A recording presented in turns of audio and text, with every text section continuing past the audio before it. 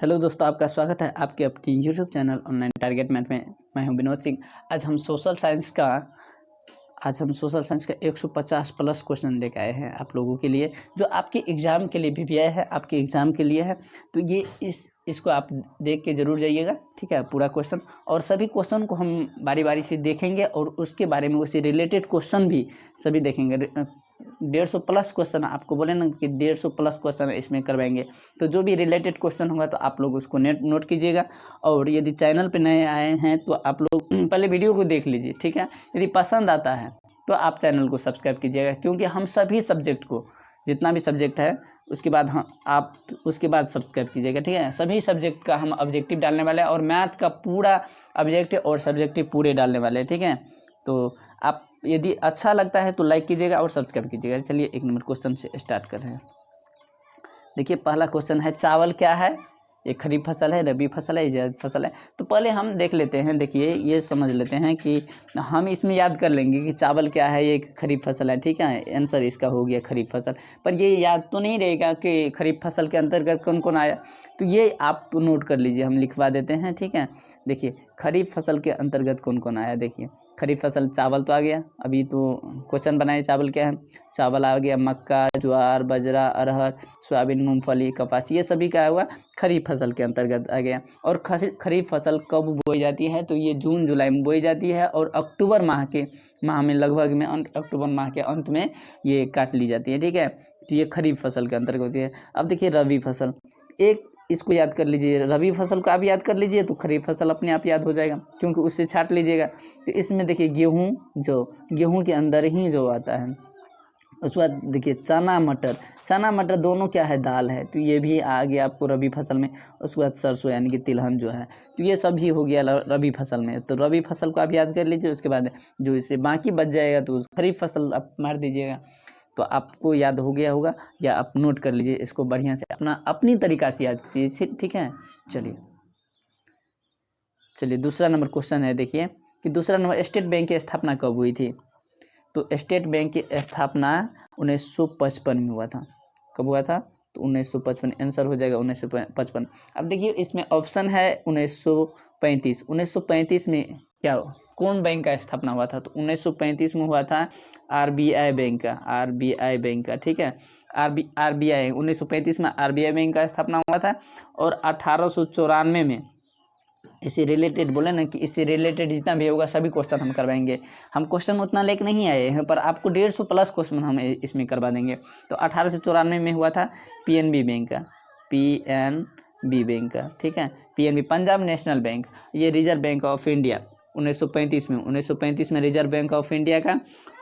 1955 में state bank की स्थापना 1955, और 1894 में पंजाब नेशनल में पीएनबी बैंक का स्थापना। तो ये 3 क्वेश्चन आपके लिए भी है इसमें। चलिए तीसरा नंबर क्वेश्चन है, राष्ट्रीय विकास परिषद का गठन कब हुआ? तो राष्ट्रीय विकास परिषद का गठन हुआ था 1952 में। ये आपको याद रखना है, इसमें 1952 है, याद रखना है। चलिए चौथा नंबर क्वेश्चन देख लीजिए, कार्ल मार्क्स का जन्म कहाँ हुआ था? तो कार्ल मार्क्स हुआ था जर्मनी में। कार्ल मार्क्स का जन्म कहाँ हुआ था? तो जर्मनी में हुआ था। आंसर आपका हो जाएगा ए, जर्मनी। चलिए 5 नंबर क्वेश्चन, तारी विरोधी आंदोलन किस प्रांत से शुरू किया गया? तो तारी विरोधी आंदोलन कहाँ से शुरू हुआ था? या आंध्र प्रदेश से शुरू हुआ था। कहाँ से शुरू हुआ था? या आंध्र प्रदेश से शुरू हुआ था। चलिए 6 नंबर क्वेश्चन देख लेते हैं, तारी विरोधी आंदोलन किस प्रांत से शुरू हुआ था? तो ये आंध्र प्रदेश से शुरू हुआ था। 6 नंबर क्वेश्चन है, पूंजी बाजार में किस प्रकार की ऋणों का लेन देन होता है? तो इसमें होता है अल्पकालीन दीर्घकालीन दोनों नहीं मारना है, सी को नहीं मारना है, ठीक है। ये बी होगा, इसका आंसर हो जाएगा बी, ठीक है, दीर्घकालीन। चलिए 7 नंबर क्वेश्चन देख लीजिए, जलियांवाला बाग हत्याकांड कब हुआ था? तो जलियांवाला बाग हत्याकांड ये 13 अप्रैल 1919 में, ये बहुत बार पूछा गया क्वेश्चन है, इसलिए ये डेट सहित पूछता है, तो 13 अप्रैल 1919 ईस्वी को हुआ था। जलियांवाला बाग हत्याकांड कब हुआ था? 13 अप्रैल 1919। चलिए 8 नंबर क्वेश्चन, सूचना के अधिकार आंदोलन की शुरुआत कहाँ से हुई? तो ये सूचना के अधिकार आंदोलन का शुरुआत कहाँ से हुआ था? तो राजस्थान राज्य से हुआ था। कहाँ से हुआ था? राजस्थान से हुआ था। चलिए उसके बाद क्वेश्चन है 9 नंबर क्वेश्चन है, भारत में किस प्रांत की आर्थिक प्रणाली पाई जाती है? भारत में किस प्रकार की आर्थिक प्रणाली पाई जाती है? तो भारत में पाई जाती है मिश्रित अर्थव्यवस्था। कौन? मिश्रित अर्थव्यवस्था। चलिए उसके बाद देखिए 10 नंबर क्वेश्चन है कि नागार्जुन सागर परियोजना संबंधित है। तो नागार्जुन सागर परियोजना किससे संबंधित है? तो इसका आंसर हो जाएगा डी आपका, कृष्णा नदी से। नागार्जुन सागर परियोजना कृष्णा नदी से। चलिए 11 नंबर क्वेश्चन देखिए, अंकोटवार का मंदिर कहाँ स्थित है? तो ये है आपको कहाँ? कंबोडिया में।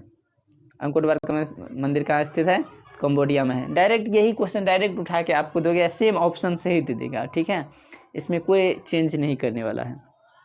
आपको डायरेक्ट याद रखना है अंकोटवार का मंदिर कहाँ है? तो कंबोडिया में है।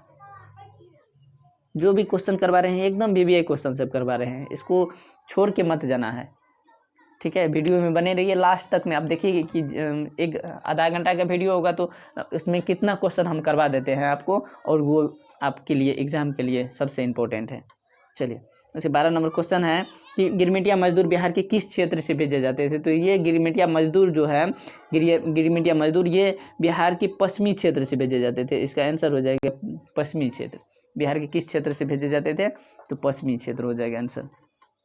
चलिए 13 नंबर क्वेश्चन देखिए, 13 नंबर क्वेश्चन, निम्न में कौन प्राकृतिक आपदा नहीं है?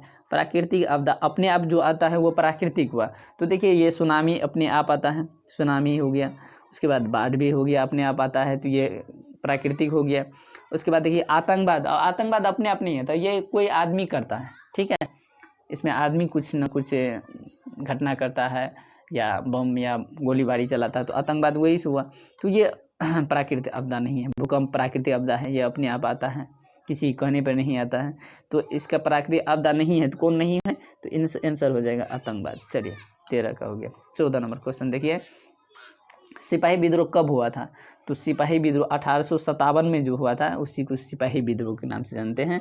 1857 में, 1857 क्रांति भी कहते हैं इसको, और सिपाही विद्रोह के नाम से भी जाना जाता है, ठीक है। 1857 इसी को सिपाही विद्रोह कहते हैं। चलिए 15 नंबर क्वेश्चन देखिए, बिहार दिवस कब मनाया जाता है?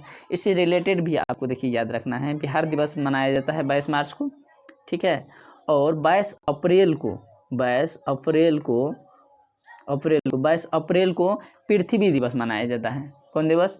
पृथ्वी दिवस मनाया जाता है। 22 अप्रैल को पृथ्वी दिवस और 22 मार्च को बिहार दिवस। तो ये रिलेटेड है, ये आपको याद रखना है, ये पूछा जाता है, ठीक है।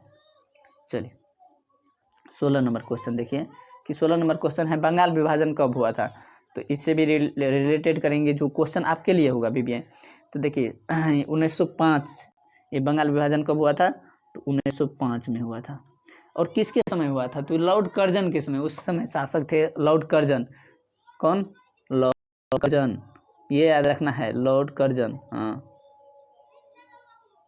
लॉर्ड कर्जन 1905 में कौन थे? लॉर्ड कर्जन के समय हुआ था। ये पूछा जाता है बंगाल विभाजन किसके समय हुआ था? तो लॉर्ड कर्जन के समय हुआ था 1905 ईस्वी में, ठीक है। और 1915 में क्या हुआ था? 1915 में गांधी जी दक्षिण अफ्रीका से लौटे थे 1915 में। और 1922 में आपको पता ही है 1922 में क्या हुआ था कि 1922 में चोरा चोरी कांड हुआ था। 1922 में चोरा चोरी कांड हुआ था, 5 फरवरी 1922 को शायद हुआ था। तो ये डेट याद नहीं रखना है, इतना याद रखना है। 1922 में चोरा चोरी कांड हुआ था। 1915 में गांधी जी दक्षिण अफ्रीका से आए थे, ठीक है। गांधी जी 1915 में दक्षिण अफ्रीका से लौटे थे, और 1922 में चोरा चोरी कांड हुआ था। 1905 में बंगाल विभाजन हुआ था, और किसके समय हुआ था? तो लॉर्ड कर्जन के समय हुआ था, ठीक, इतना याद रखना है। चलिए 16 नंबर क्वेश्चन डील हो गया। इससे 3 क्वेश्चन बन रहा है 16 नंबर क्वेश्चन से। चलिए 17 नंबर क्वेश्चन देखिए, 17 नंबर क्वेश्चन है कि रक्त एवं लोह की नीति का अवलंबन किसने किया था? तो ये बिस्मार्क किया था। किसने किया था? बिस्मार्क किया था। रक्त एवं लोह की नीति का अवलंबन किसने किया था? बिस्मार्क किया था। चलिए 18 नंबर क्वेश्चन देखिए, 18 नंबर क्वेश्चन है कि मार्च 1946 ईस्वी में फ्रांस एवं वियतनाम के बीच होने वाला समझौता किस नाम से जाना जाता है? तो ये इसी को कहते हैं हनोई समझौता के नाम से जाना जाता है। हनोई समझौता भी कहते हैं। मार्च 1946 ईस्वी में फ्रांस एवं वियतनाम के बीच हुआ था। किसके बीच हुआ था? फ्रांस और वियतनाम के बीच जो हुआ था 1946 ईस्वी में, तो वो उसी को कहते हैं हनोई समझौता के नाम से जाना जाता है, ठीक है। तो ये आंसर हो गया हनोई समझौता, ऑप्शन बी आपका। चलिए 19 नंबर क्वेश्चन देखिए। 19 नंबर, साइमन कमीशन भारत कब आया था? तो साइमन कमीशन भारत आया था 3 फरवरी 1928। आंसर आपका बी हो जाएगा, 3 फरवरी 1928। चलिए 20 नंबर क्वेश्चन देखिए। 20 नंबर क्वेश्चन है, सभी ने आवेगी आंदोलन कब और किस यात्रा से शुरू हुआ था? तो देखिए इसमें क्वेश्चन बहुत रिलेटेड है। तो सभी ने आवेगी आंदोलन कब हुआ था? तो ये आपको याद रखना है 1930 में हुआ था। ये आपको याद रखना 1930 में हुआ था। और किस यात्रा से हुआ था? तो 1930 में गांधी जी कौन सी यात्रा किए थे? तो दांडी यात्रा किए थे। दांडी यात्रा नमक सत्याग्रह का जो भंग किए थे, तो दांडी यात्रा से किए थे। तो 1930 में दांडी यात्रा से किए थे। 1930 में गांधी जी नमक सत्याग्रह को जो भंग किए थे, नमक सत्याग्रह इसी को कहते हैं, जो नमक कानून बनाकर, नमक को बनाकर इसको अभी क्या कहते हैं, नमक को जो थी था उसको भंग किए थे, नमक बनाकर उस कानून को भंग किए थे, तो नमक सत्याग्रह उसी को कहते हैं। 1930 में हुआ था, तो दांडी मार्च, इसी को दांडी मार्च कहते हैं। और 1931 में 1931 में क्या हुआ था? तो क्या कहते हैं, गांधी और इरविन समझौता, गांधी और इरविन के बीच एक समझौता हुआ था। तो 1931 में गांधी इरविन समझौता हुआ था। 1930 में सविनय अवज्ञा आंदोलन भी हुआ था, और गांधी दांडी यात्रा भी हुआ था। गांधी जी का दांडी यात्रा भी हुआ था, जो नमक सत्याग्रह के लिए था, ठीक है। और 1922 में चोरा चोरी कांड हुआ था। ये क्वेश्चन हम पहले भी बता चुके हैं। इसमें देखिए कितना क्वेश्चन बन गया। सविनय अवज्ञा आंदोलन 1930 में हुआ था, 1930 में दांडी यात्रा भी हुआ था, और क्या कहते हैं 1931 में गांधी इरविन समझौता भी हुआ था, ठीक है। 1922 में चोरा चोरी कांड हुआ था। चलिए इतना क्वेश्चन इससे रिलेटेड है, इतना याद रखना है आपको, ठीक। 21 नंबर क्वेश्चन है, गांधी जी ने साबरमती आश्रम की स्थापना किस वर्ष की?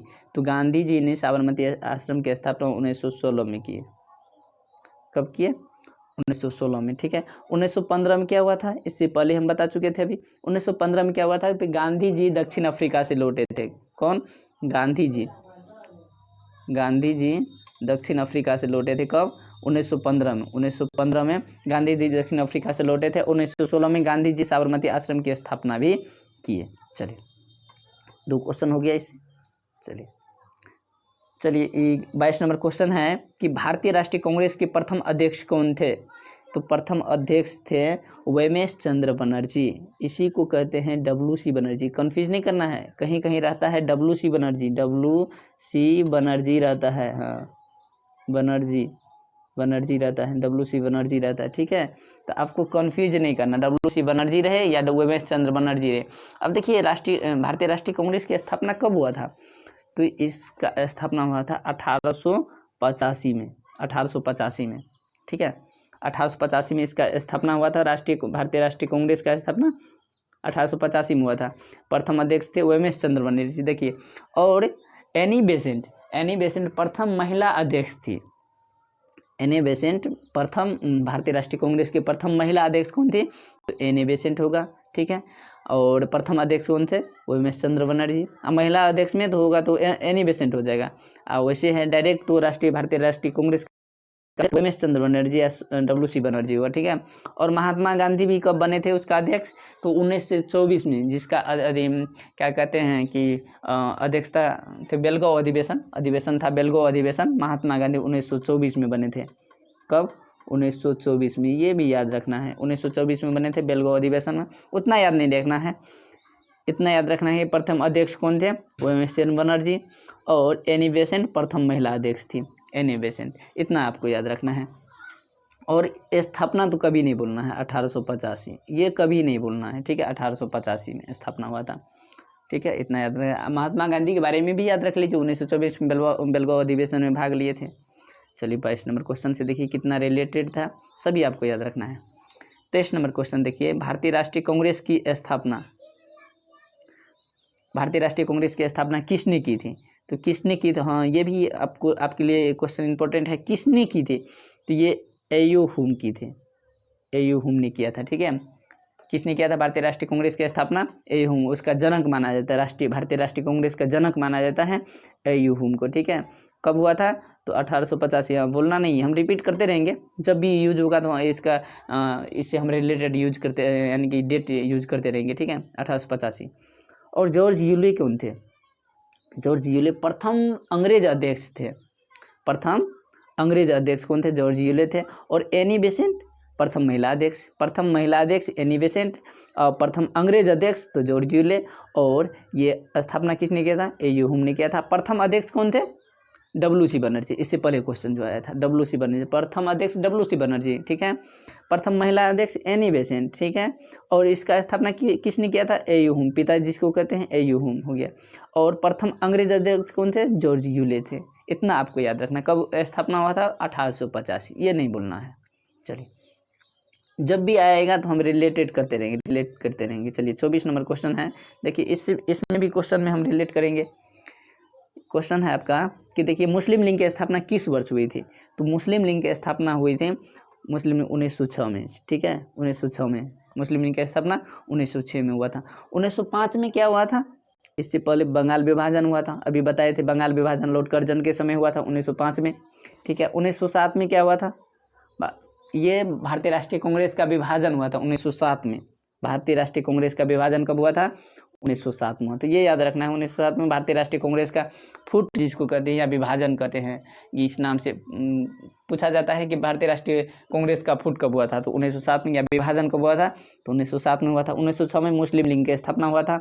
और 1905 में क्या हुआ था? बंगाल विभाजन हुआ था। तो 3 क्वेश्चन इससे बन रहा है, आपको याद रखना है। चलिए 25 नंबर क्वेश्चन देखिए। 25 नंबर क्वेश्चन है कि गांधी जी ने भारत में सत्याग्रह का पहला प्रयोग कहाँ किया था? तो ये चंपारण में, अपने बिहार का चंपारण जिला है, उस वहाँ किया था। चंपारण भारतीय राष्ट्रीय कांग्रेस यानी कांग्रेस से नहीं है रिलेटेड, ये भारत में सत्याग्रह का पहला प्रयोग किया था चंपारण में, ठीक है।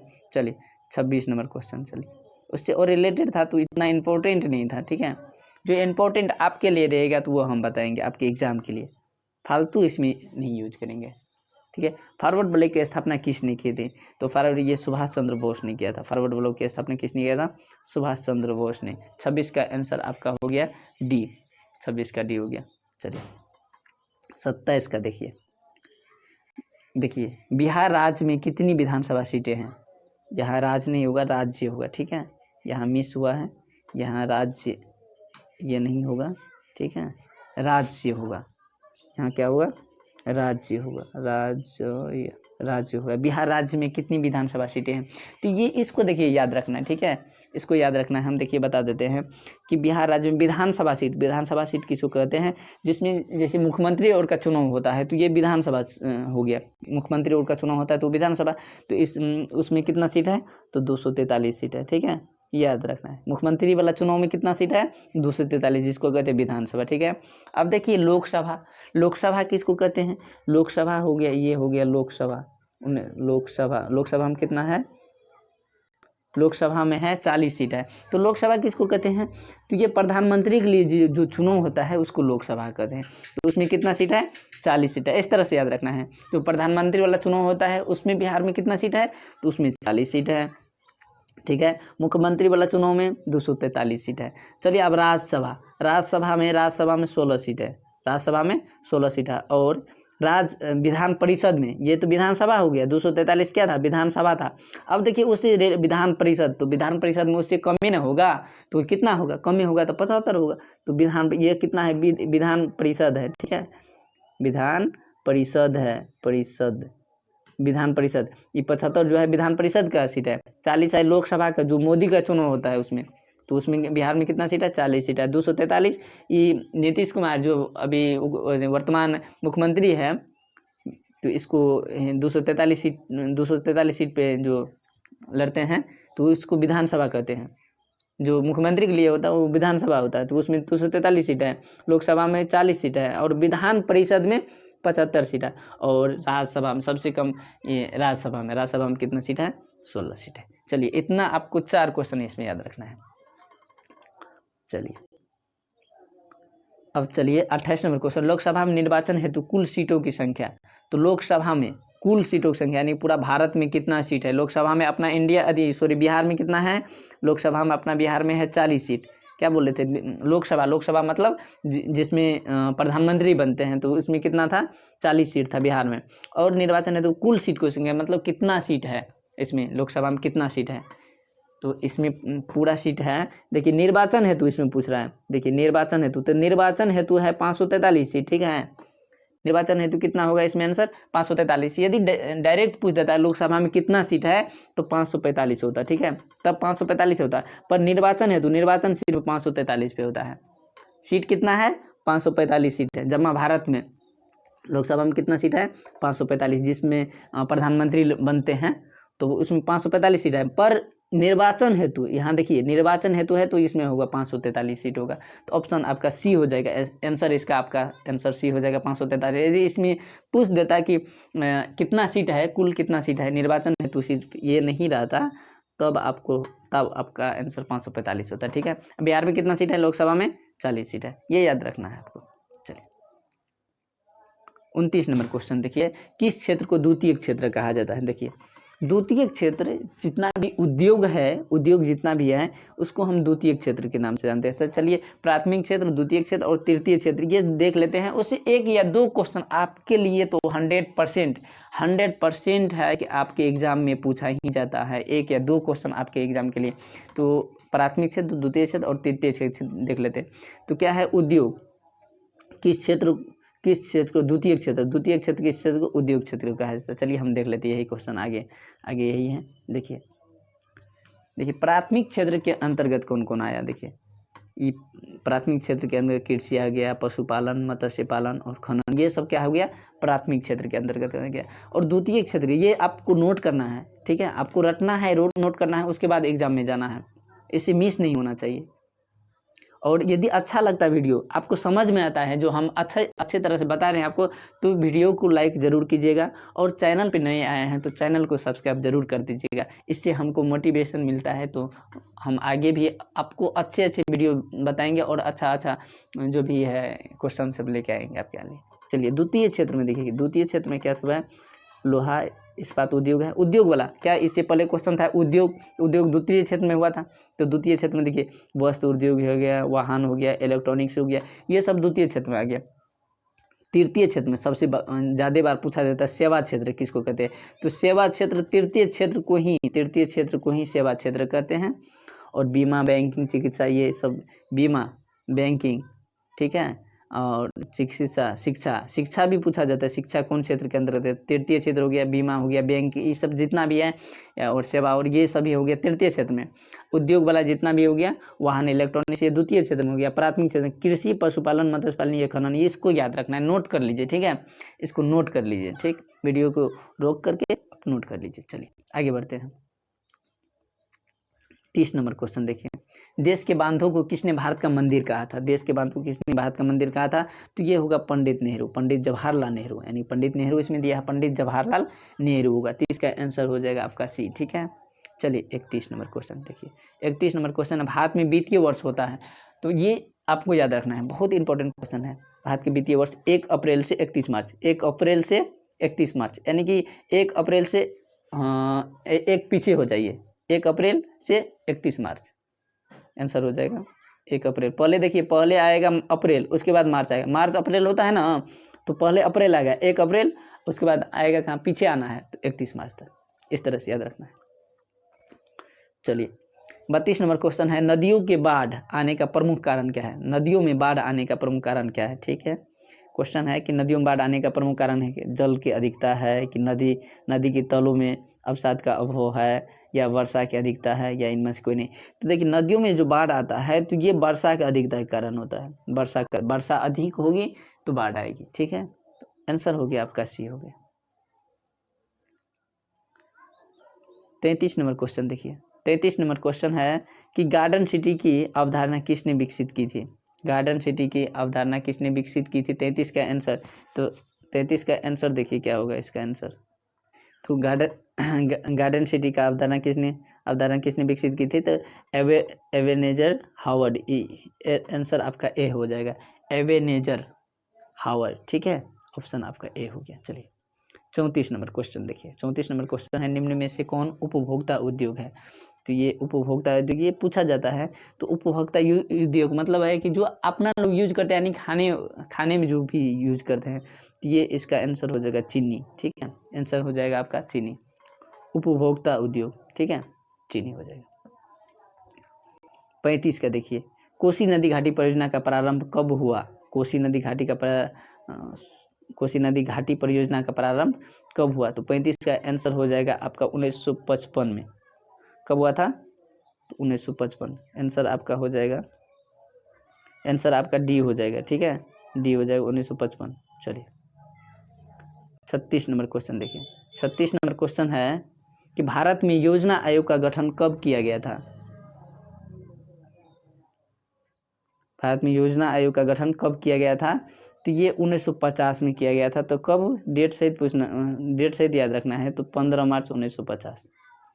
अब इसका नाम देखिए, इससे रिलेटेड क्वेश्चन देखिए, अब इसका नाम चेंज हो गया है।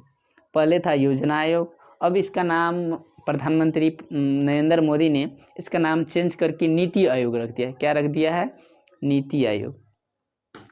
कब किया नाम चेंज? ये भी याद रखना है। इसी का योजना आयोग का नाम चेंज हुआ तो क्या हुआ? नीति आयोग हो गया। और नीति आयोग कब हुआ इसका नाम? तो ये हुआ 2015 में। 2015 में योजना आयोग का नाम बदलकर नीति आयोग कर दिया। 15 जनवरी को हुआ है 2015 में, ठीक है, जनवरी 2015 में हुआ है नीति आयोग इसका नाम। ये आपको बहुत इंपॉर्टेंट है, याद रखना है। 15 मार्च 1950 योजना आयोग का गठन हुआ था और उसी का नाम चेंज होकर, योजना आयोग का नाम चेंज होकर नीति आयोग हो गया, वो 2015 में 15 जनवरी। चलिए 37 नंबर क्वेश्चन देखिए, इंडिका किसकी रचना है? इंडिका है मेगास्थनीज की। इसमें तो कुछ भी नहीं है, डायरेक्ट याद रखना है। इंडिका किसकी रचना है? तो मेगास्थनीज की है। चलिए आप बुक से याद रखिए, कोई भी चीज़ रखिए तो बुक से याद रखिए। चलिए क्वेश्चन है कि भारत में पहली बार रेल की शुरुआत कब हुई थी? तो भारत में पहली बार रेल की शुरुआत कब हुई थी? तो 1853 में। कब हुआ था? तो 1853 में। किसके समय हुआ था? तो इस समय लॉर्ड डलहौजी थे। इसका शुरुआत कौन किया था? लॉर्ड डलहौजी। लॉर्ड, इस पर लिखने में हमको प्रॉब्लम हो रहा है, लॉर्ड डलहौजी होगा, डलहौजी, ठीक है, डलहौजी, लॉर्ड डलहौजी होगा। 1853 में किसने किया था? तो लॉर्ड डलहौजी ने किया था 1853 में। उस समय शासन भी यही कर रहे थे लॉर्ड डलहौजी 1853 में।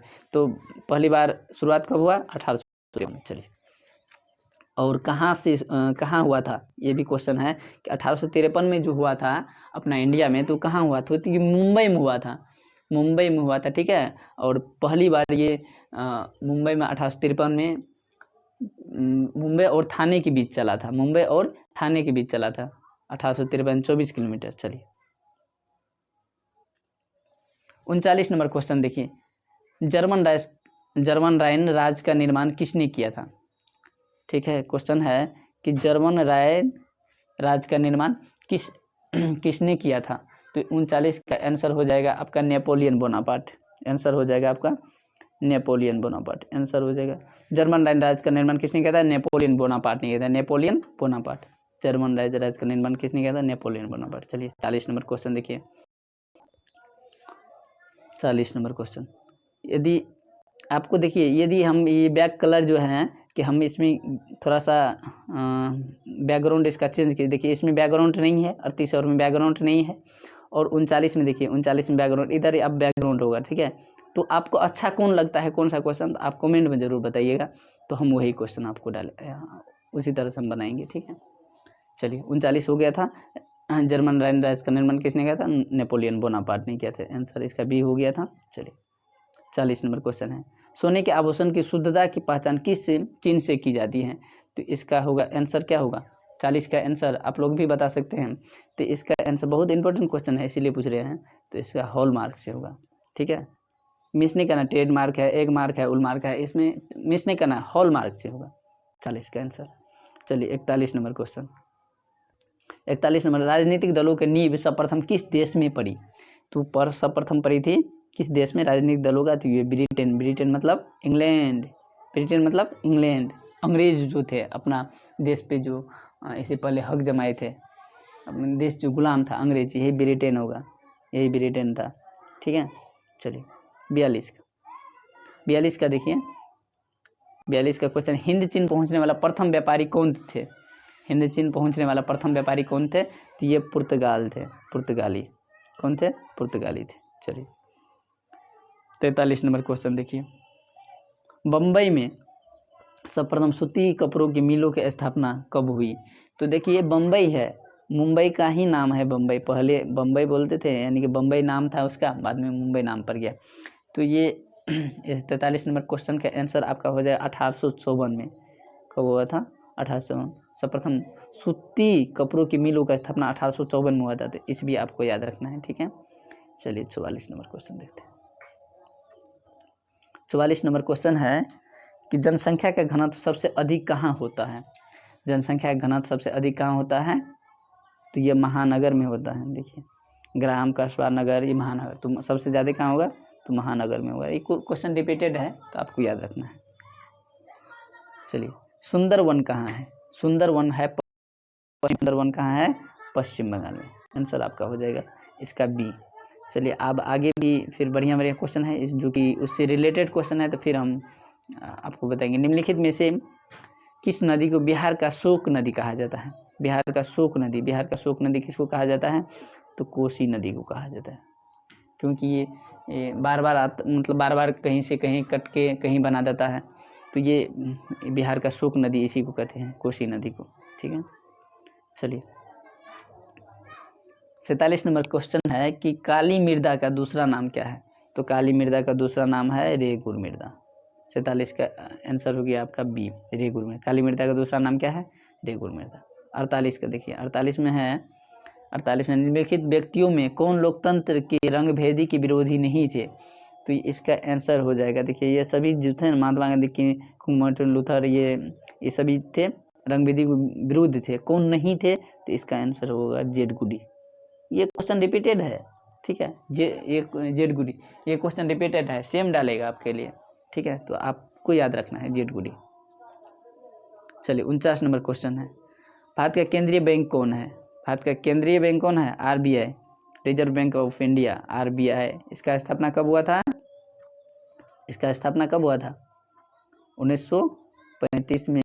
रिजर्व बैंक ऑफ इंडिया का स्थापना 1935 में। पंजाब नेशनल बैंक का स्थापना कब हुआ था? तो 1894 में, 1894 में। और स्टेट बैंक का स्थापना कब हुआ था? तो 1955 में, ठीक है। ये 35 है, रिजर्व बैंक ऑफ इंडिया की स्थापना 1935 में, 1955 में स्टेट बैंक ऑफ इंडिया का, और पंजाब नेशनल बैंक का 1894 में। ये याद रखना है आपके लिए। चलिए 50 नंबर क्वेश्चन है, आपको इसी तरह से हम याद करवा देंगे, जो भी है ना हम याद करवा देंगे। 50 नंबर क्वेश्चन है, WTO की स्थापना किस वर्ष की गई? WTO की स्थापना किस वर्ष की गई? तो ये इसका आंसर हो जाएगा, आपका आंसर हो जाएगा 1995 WTO। तो WTO के बारे में जान लेते हैं। WTO है क्या? देखिए तो WTO वर्ल्ड ट्रेड ऑर्गेनाइजेशन है, ठीक है। ये इसका हेडक्वार्टर जो है, हेडक्वार्टर यानी कि जिसको क्या कहते हैं हेडक्वार्टर, यानी कि पूछा WTO का हेडक्वार्टर कहाँ है? तो जेनेवा। इसका हेडक्वार्टर कहाँ है? जेनेवा में, जेनेवा में है, ठीक है। मुख्यालय जिसको कहते हैं हेडक्वार्टर, यानी कि मुख्यालय, WTO का मुख्यालय कहाँ है? तो जेनेवा में। क्वेश्चन भी है, बहुत इंपॉर्टेंट है। 1995 में इसका स्थापना हुआ था, WTO का स्थापना 1995 में हुआ था, और इसका मुख्यालय कहाँ है? जेनेवा है। अब देखिए इससे रिलेटेड एक है WHO,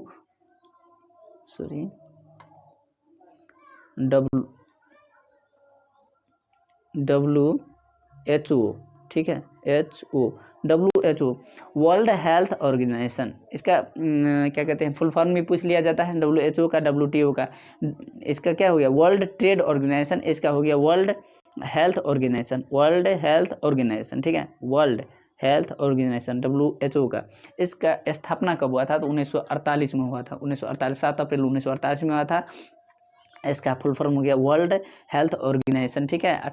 ये इसका अभी क्या कहते हैं स्थापना बता दिए 1948 में, 7 अप्रैल 1948 में। इसका जनवरी में हुआ था 1995, जनवरी में 1995 में हुआ था। अब देखिए इसका हेडक्वार्टर कहाँ है? WHO का और WTO का दोनों का हेडक्वार्टर है जेनेवा में। हेडक्वार्टर यानी कि मुख्यालय कहाँ है दोनों का? तो जेनेवा में है। दोनों का हेडक्वार्टर कहाँ है? जेनेवा में है। अब देखिए एक है विश्व बैंक। विश्व बैंक का स्थापना कब हुआ था? तो 1944 में हुआ था, ठीक है, 1944 में। और उसका मुख्यालय है वाशिंगटन DC। विश्व बैंक का मुख्यालय वाशिंगटन DC, और स्थापना 1944 में हुआ था। WTO का बता दिए कि WTO का 1995 में स्थापना। मुख्यालय जेनेवा। वर्ल्ड ट्रेड ऑर्गेनाइजेशन इसका फुल फॉर्म। WHO इसका स्थापना 1948 में। वर्ल्ड हेल्थ ऑर्गेनाइजेशन इसका भी मुख्यालय क्या है, कहाँ है, जेनेवा है। तो यदि वीडियो आपको अच्छा लगा है तो आप वीडियो को लाइक कीजिए और शेयर ज़रूर कीजिएगा अपने दोस्तों के पास, और चैनल को सब्सक्राइब करना नहीं भूलिएगा। तो यहाँ जय हिंद। यहाँ हम यहीं तक रहेंगे इस वीडियो में। तो